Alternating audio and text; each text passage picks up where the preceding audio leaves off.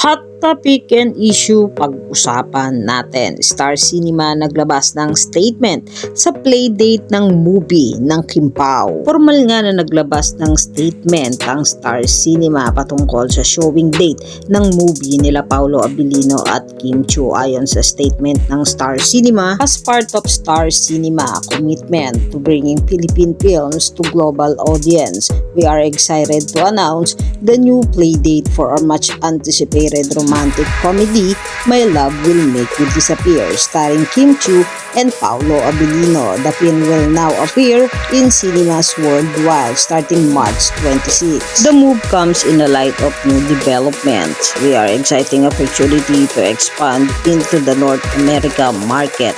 We are happy to share that the global theatrical distributor Abra Morama and award-winning international entertainment marketing firm Amaret Jones Media Consulting are collaborating against with Star Cinema in bringing the beautiful story to even more viewers, as they believe in the film's universal appeal that can captivate a broader audience. Matatandaan nga na una nang inanunsyo ni Kim at Paolo matapos ang kanilang pictorial na excited na silang mag-promote ng kanilang movie na ipapalabas nga sa February 12. Kaya naman marami ang nalungkot nang maglabas ng statement ang Star Cinema na minug nila ang pagpapalabas ng movie ng Kim Pao. Kaya naman maraming mga fans ng Kim Pao ang nalungkot at nagkaroon pa nga ng haka-haka na may problema sa pagpapalabas ng movie ng Kim Pao sa Star Cinema.